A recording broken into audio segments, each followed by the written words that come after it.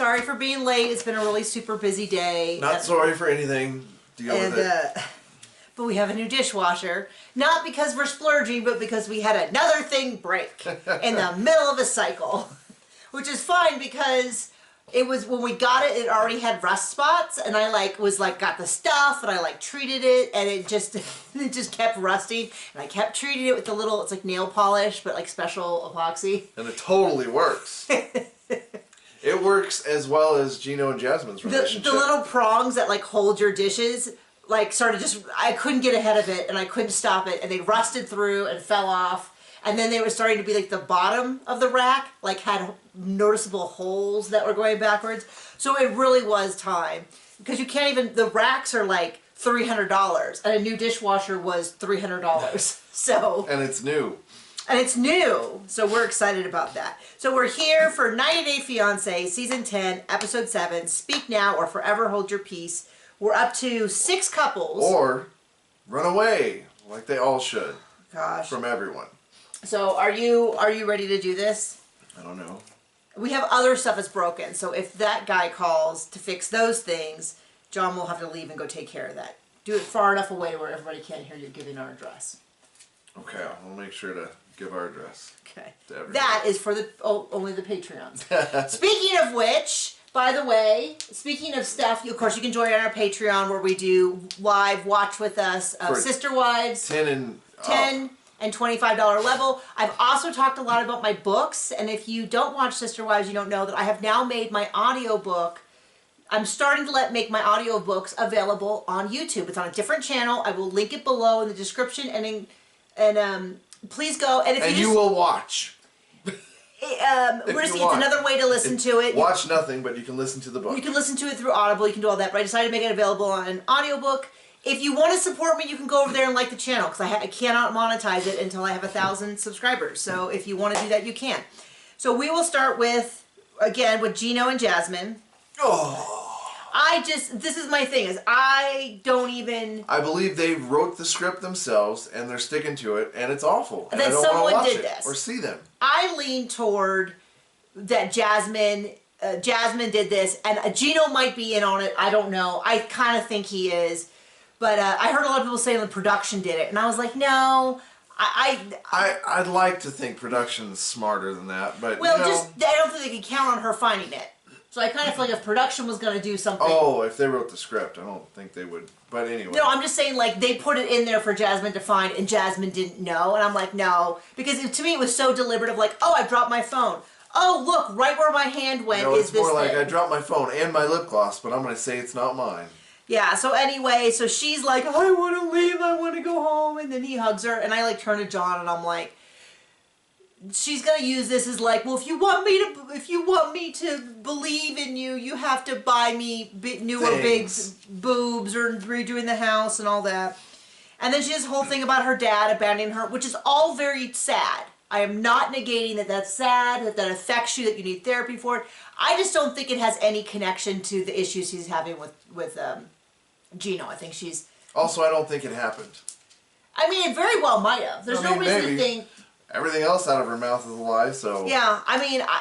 If it did, too bad. I can't say anything one way or the other. Then it happened. She's still an awful person. And then it's sort of like one of those things where Gino can't have someone in her car, but her ex-boyfriend can give her money for butts. And they can make a sex tape. And yeah, she can have a sex tape, and she can have an OnlyFans, but he can't ride in a car. And it's just one of those things where you just go, your eyes roll back so far in your head, you just go, I just don't care anymore. So... and then so she goes home, and she goes on a rampage through the house, and I think it's just hilarious because she goes through the whole house and she finds 4 things. She's really scraping the bottom of the barrel. She found a note from an ex, an old letter, which I bet you if you went through all the stuff in my house, I probably have stuff from old boyfriends. I haven't kept it on purpose, but I just... You had old boyfriends? I hate to tell you that. I had boyfriends previously, and I had old boyfriends. But it just happens. I mean, all that. But it's so funny because she finds a card, a napkin,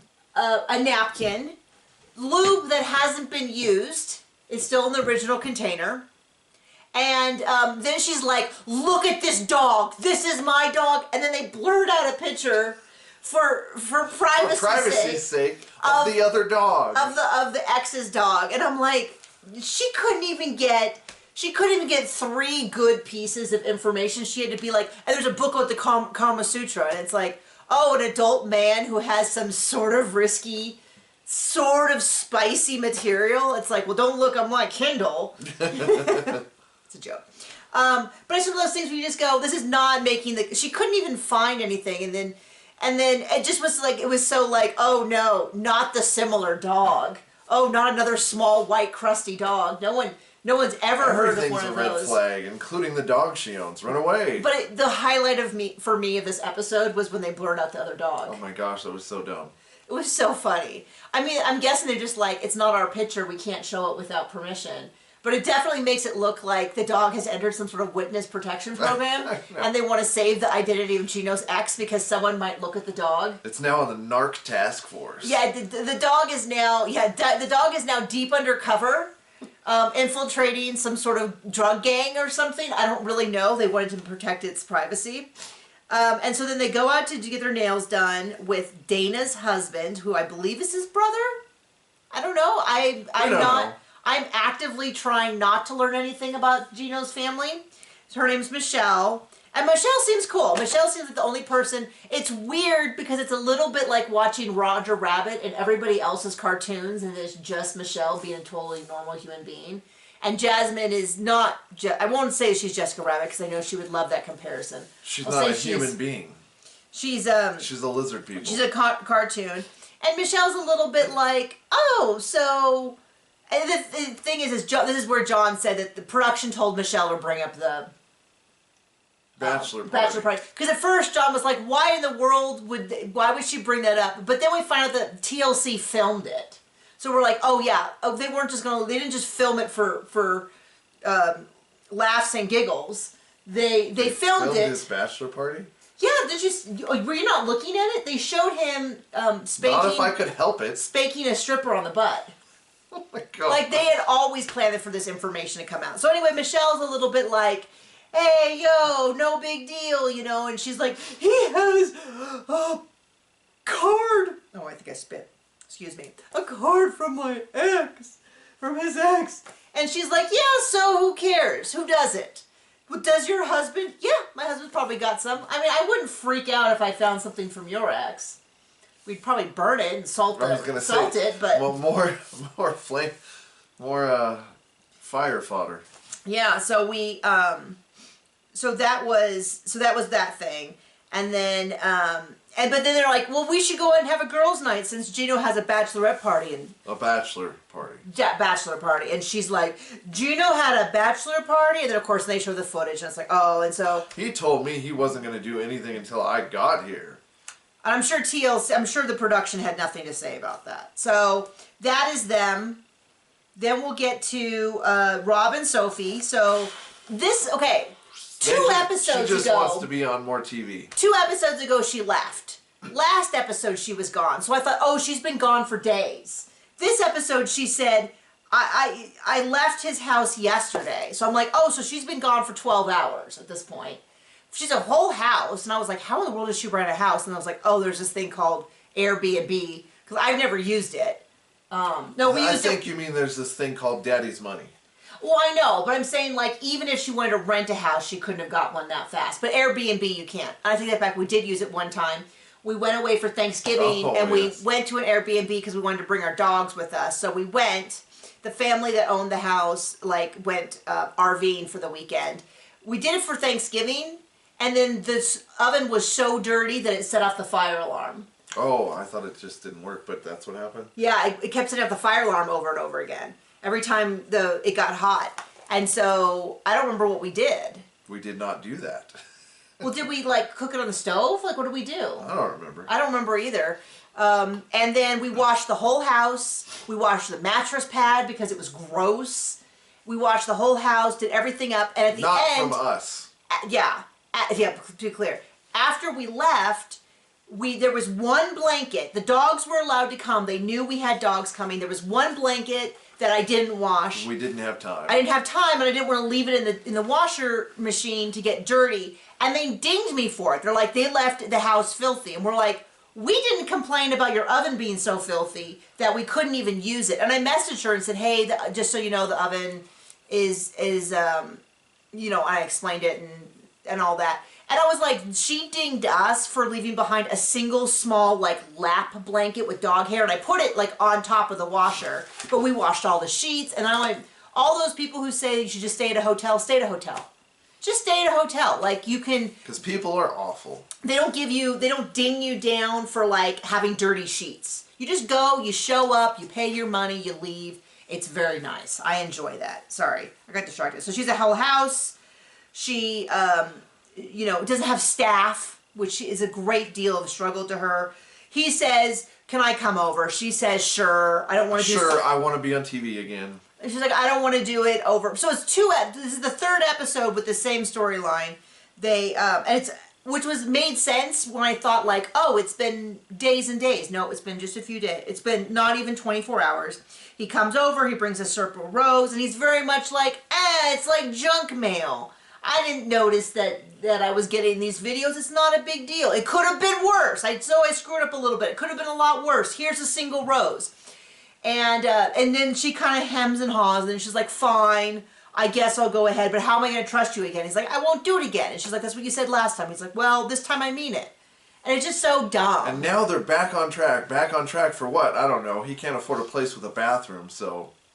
Yeah, so it's not very... They're back on track, whatever that means. So then Nikki and Igor, as she calls him, Justin, he takes her shopping. The dresses look fine to me. The dresses, but she makes a big deal about how meeting his parents, she couldn't possibly be anything other than herself. And I just feel like... Oh, and she just... It's just on and on and on. And I think the core issue is, well, she's incredibly high maintenance, and he's just not that into her. Which is a theme, I feel like, for a lot of these couples, is they're just not that into each other on a grand scheme. So she tries on a pink suit, which I thought was fine, and then he makes a big deal about her bosom being exposed. On TV, it didn't look very sheer, but maybe in person, probably it did. And then after all that, she goes home and changes. I thought a perfectly adorable polka dot outfit. I thought it was cute. It was feminine. It was like a little frilly. And I was like, why did she have this huge fight this whole time about how she's not going to this? When she brought that, and I thought it was super cute. Did you even see it? No. Okay. It was super cute. I just hope the parents aren't going to be weird about anything. Yeah, she's like, well, I hope the parents aren't weird. And we're like, lady, you're the one who keeps telling everyone. As opposed to somebody showing up saying, hey, I used to be a hooker and addicted to drugs. It's like, maybe don't lead with that. Yeah. Anywhere. Yeah. Ever. I mean, just saying. First time meeting people. It's just a lot. Maybe a counselor. It's just a lot. In a counseling session. Yeah. But aside from that. So they get halfway there and they start fighting about sex and how she's not getting enough of it. And they don't start fighting. She starts about that. She starts fighting. And then it was a lot about, and I don't know why, this is a thing across the board about people assuming that everybody else in other country wants to come to the U.S. And it is true that many people do. But like I have a friend who, she's a professional archer. Her husband's a professional archer. They met on the professional archery tour, fell in love. She's from Mexico, and she came to America, and she's like, everybody assumes, well, first of all, she's gorgeous and he is like unbelievably handsome. So it's like not a shock that they ended up together. They have an adorable daughter. But the thing about it was she's like, everybody acts like I'm so lucky to be here. She's like, I loved my country. I loved my family was there. I loved my city. Healthcare was affordable. She's like, I only moved because my husband is here and he has a very good job, and she was a professional. They're both professional archers, which does, by the way, in case you don't know, that doesn't pay. Does not pay. So they had to have real jobs. Yeah, this is not like being a professional football player. This is something you do around your job, and if you're really good,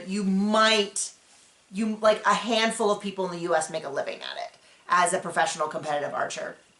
And so, and he has a job in the archery industry, so they're like great about like take off whenever you need to, do tours, go to all the tournaments. And in fact, they pay him for a lot of that because when he's at a tournament, he would work at their booth and all that. So anyway, I'm getting off track.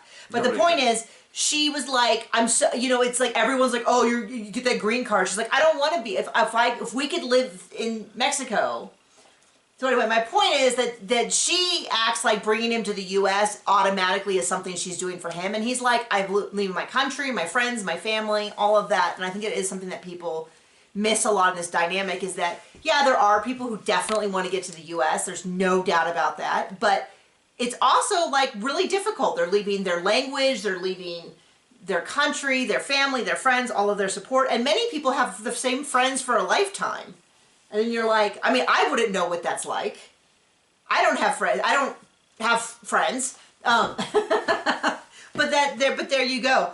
And so they're doing all that, and and he says, you know, it just seems like she only thinks about herself. And I kind of agree. Pretty obviously. But yes. I'm not going to go past the fact that I don't think that he's that into her. I don't think he's that into her. And so, there you go. Okay, Ashley and Manuel, I don't like the guy's face. I mean, I'm not saying he's ugly. I'm saying that every time you see him, he's like smirking or whatever. I think he is an F-boy. I think how she talks like Cody Brown. Slow and quiet and annoyingly. No, but I mean, my point is that he's also just not that into her. I don't know what he's doing there. Maybe he got a free vacation for 3 months and he figures why not. But he's just very much like, I don't like her. No, be quiet. Like, I mean, I think she's legitimate. She's right when she says stuff like, he doesn't want to share, he's hiding things. And I think he's like, yeah, I'm hiding things from people I'm not going to spend the rest of my life with. And then he like announces that he promised he'd send $250, which means she has to send $250 because he's not working. Because he can't work.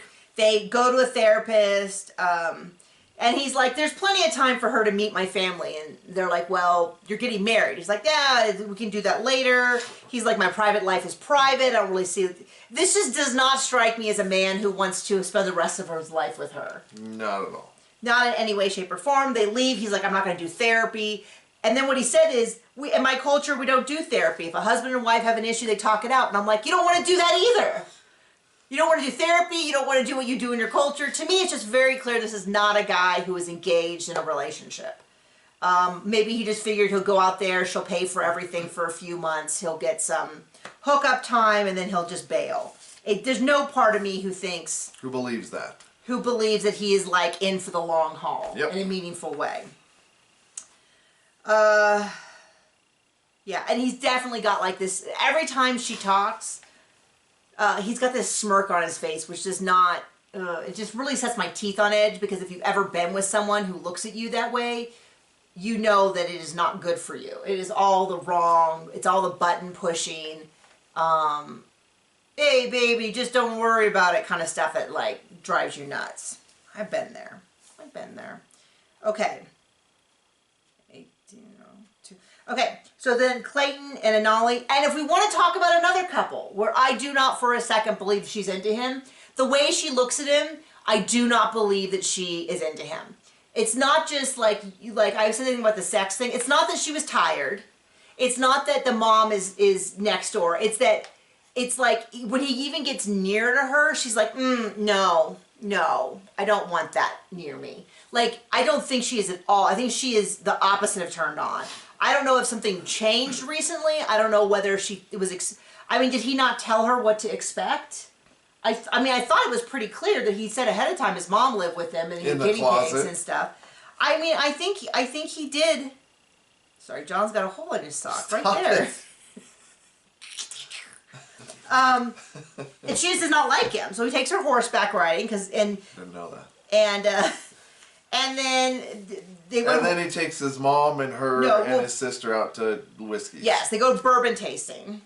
So the two things Kentucky that he knows about Kentucky apparently is horse racing and bourbon.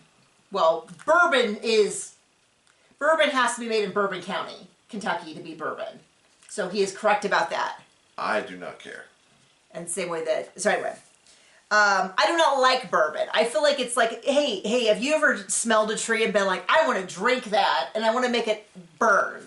That is how I feel about bourbon. I'm not a fan. I'm not a fan of scotch. I'm not a fan of whiskey. It's just the whole class That whole, just, no thank you. I can appreciate it. You don't know what you're missing. I know. I've tried many times to like it because it's like a cool thing. It's like, ooh, it'd be so cool if you were like bourbon, whiskey, scotch. Like, just to be like, oh. And instead it's always like,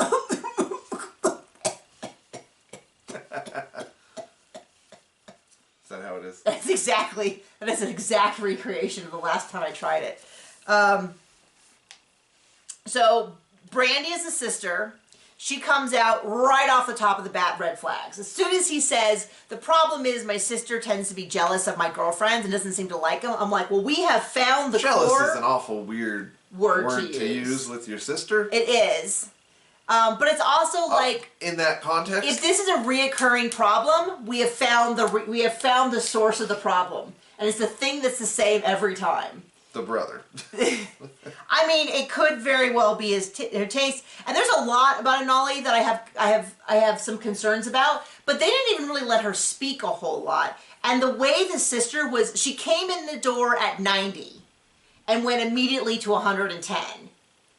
And it was kind of like she should have been like, we should have, if it was real, we'd see some small like, well, that concerns me. Do you want to tell me, so what's going on with that? Well, don't you think? And she's just like, bah! Like right off the bat. It was very intense. So she comes in the door like a chip, and then of course he also like, oh, she likes to drink. And I was like, well, that is always a great sign. Always a great sign. So the sister just, this is my impression. Sister comes in, she's like, hey, how you doing? The sister, I know everyone has the same accent today in my recap. And she kind of is like, they bring up the thing about the dad, which is concerning, but I feel like the sister's reaction, in my memory of the episode, it was kind of like she came in, she's like, well, that's a bunch of red flags. I'm going to tell you right now, I don't even want to get into it, but you are trouble, dear. And like storms out of the room, like in a huff. And it's like your girlfriend, your fiance. Like, why are we, I mean, there just needs to be a little bit, I kind of feel like if Gino's family could kind of have like a nice sit down with the most insane person I've ever seen, Clayton's sister could like reel it in a little. That'd be nice. I said sister is over it and storms off are my notes. Okay, last couple we saw. Oh, there's another one? Yes, the last one. I'm sorry, John. Last one is Nick and Devin. They're still in Korea. They get some traditional garments on to take some engagement pictures. I thought that was just a preview. It was really short. They go out. He proposes to her. Does a really nice job. It really felt like it was only a couple minutes. They might actually like each other. Yeah, I mean, there you go. So now he's like, I'm excited to go to America and get married. So that was literally 30 seconds, which is almost as long as the whole episode. Their whole segment went. I was gonna say the whole episode was like 2.5 days. So that is it. Thank you for joining us with our recap. Hit us up on our Patreon if you want to do that. Join us for on my audiobook if you want to. If you want to start listening, I'm gonna start doing like one a week, releasing them until we release as many as we want. There you go. Until I run out of audiobooks to release. So thank you so much. Bye.